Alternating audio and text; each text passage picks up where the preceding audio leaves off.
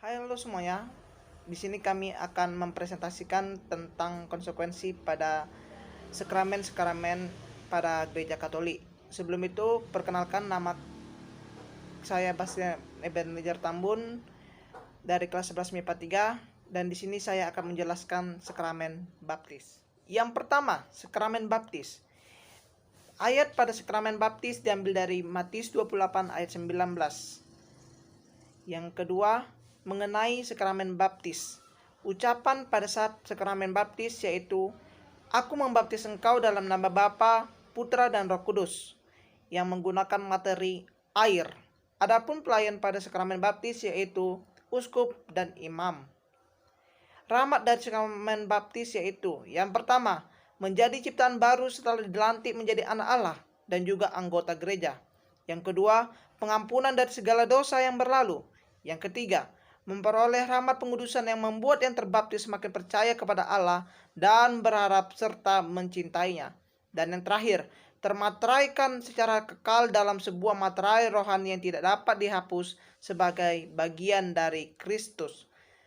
Adapun konsekuensi dari sakramen baptis, yaitu menjadi anak Allah yang tekun dan patuh akan 10 ajarannya, memberi perwartaan kepada dunia, dan rutin ke gereja setiap hari Minggu.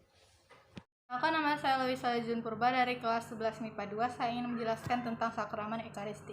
Sakramen Ekaristi dikutip dari ayat Matius 26 ayat 26 sampai 28 dan mengenai sakramen Ekaristi pengucapannya dengan, "Inilah tubuhku yang diserahkan bagimu, lakukanlah ini sebagai kenangan akan daku. Cawan ini adalah perjanjian baru oleh darahku yang ditumpahkan bagimu, perbuatlah ini menjadi peringatan akan daku." Kemudian materinya itu terdapat roti dan anggur, dan pelayan yang biasanya melaksanakan sakramen Ekaristi, uskup dan imam maupun paus juga bisa.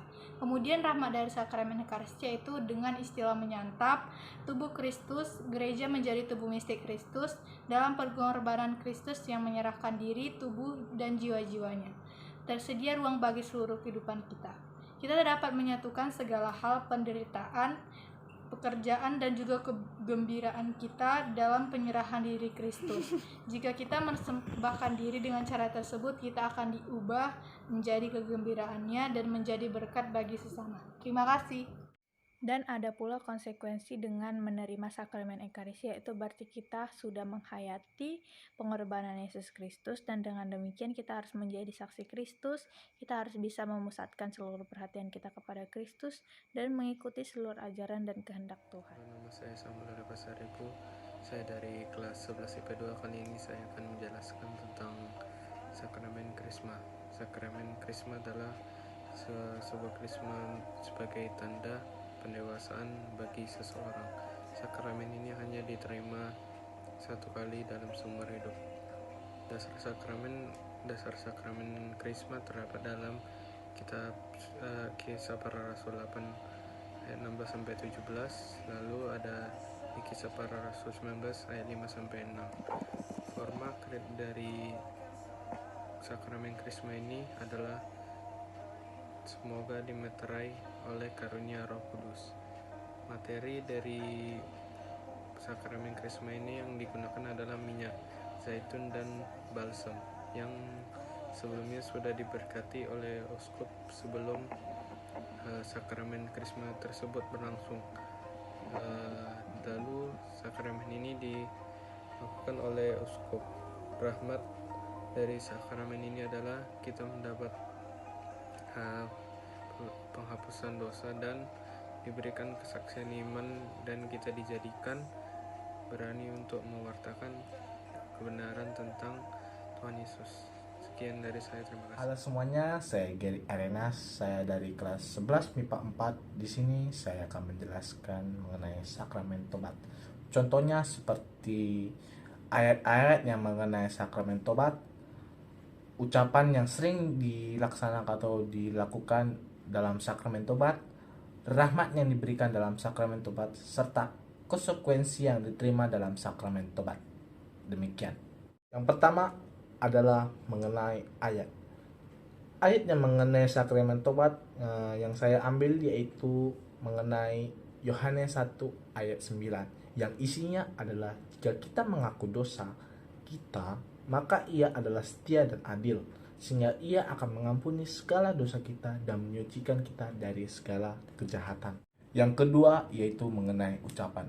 Ucapan yang sering dilakukan dalam melaksanakan sakramen tobat atau sering dilakukan dalam sakramen tobat yaitu adalah Allah, Bapa yang Maha Murah, telah mendamaikan dunia dengan dirinya dalam wafat dan kebangkitan putranya.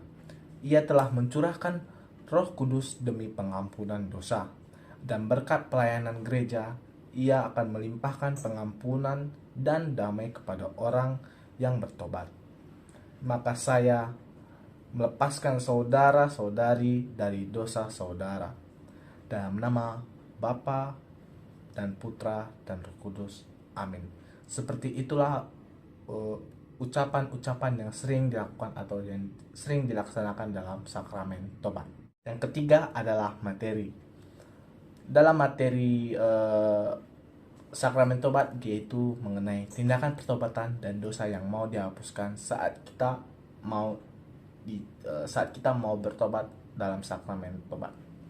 Yang terakhir yaitu pelayan dalam sakramen tobat yaitu adalah iman yang telah ditabiskan secara sah. Rahmat pemberian dari sakramen tobat. Contohnya itu seperti pengampunan dosa-dosa kita yang telah lama tersimpan atau tidak berkenan kepada Tuhan.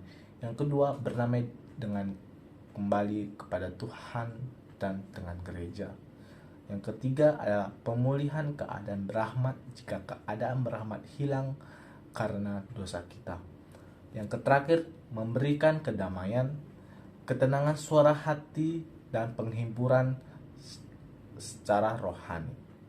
Yang terakhir adalah konsekuensi yang diterima saat sakramen tobat, yaitu berdamai kembali dengan Allah, dan itu juga berarti mengenai dosa-dosa kita yang sudah lama atau yang berlalu sudah diampuni oleh Tuhan, Bapa, Putra, dan Roh Kudus.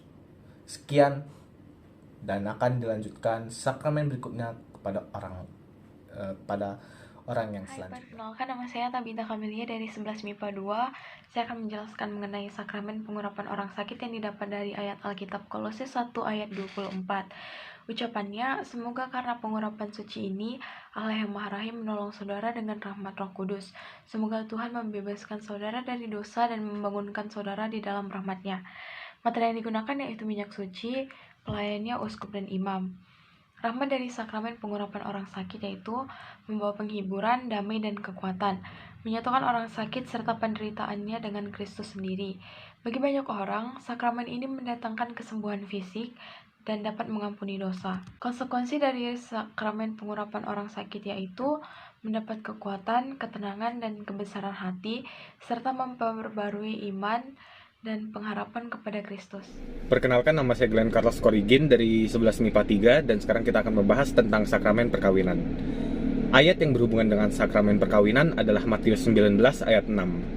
Dan ucapan yang diucapkan ketika sakramen tersebut tidak ada yang spesifik, seperti misalnya contoh, ketika sakramen baptis, aku membaptis engkau dalam nama Bapa, Putra, dan Roh Kudus. Tetapi kalau misalnya dalam sakramen perkawinan, itu hanyalah perkataan janji setia antara kedua pasangan yang nikah tersebut. Materi yang dipakai dalam sakramen tersebut adalah pemberian diri yang tidak memaksa dari pasangan tersebut. Jadi kedua pihak harus setuju dengan perkawinan tersebut. Pelayan yang ikut serta dalam sakramen tersebut adalah uskup dan imam. Rahmat yang diterima adalah mencapai tingkat kesucian dalam perkawinan mereka, hidup di dalam kasih, dan berbuah, dan dengan hal tersebut menjadi tanda Allah sendiri. Konsekuensi dari sakramen perkawinan adalah ikatan perkawinan suami istri yang menyatakan kesepakatan mereka untuk saling memberi dan menerima, dan Allah sendiri yang memateraikan kesepakatan tersebut. Perkenalkan, nama saya Samuel Badowin dari 11 MIPA 2, dan saya akan menjelaskan tentang sakramen imamat. Ayat mengenai sakramen imamat dapat diambil dari Yohanes 20:21. Mengenai sakramen imamat, ucapan adalah dari ucapan doa dari seorang uskup yang mentahbiskan dan yang memohon dan yang menyalurkan curahan Roh Kudus. Materinya adalah penumpangan tangan uskup, pelayannya adalah uskup dan paus, dan rahmat dari sakramennya adalah mendapatkan rahmat yang berasal dari Roh Kudus untuk melaksanakan suatu misi atau tugas yang ditahbiskan dan diberi kekuatan untuk mencapai target pelayanannya. Konsekuensi dari sakramen imamat, seorang imam dapat menikah sebelum ia ditahbiskan, tetapi jika seorang imam sudah ditahbiskan maka ia tidak boleh menikah. Sekian dan terima kasih.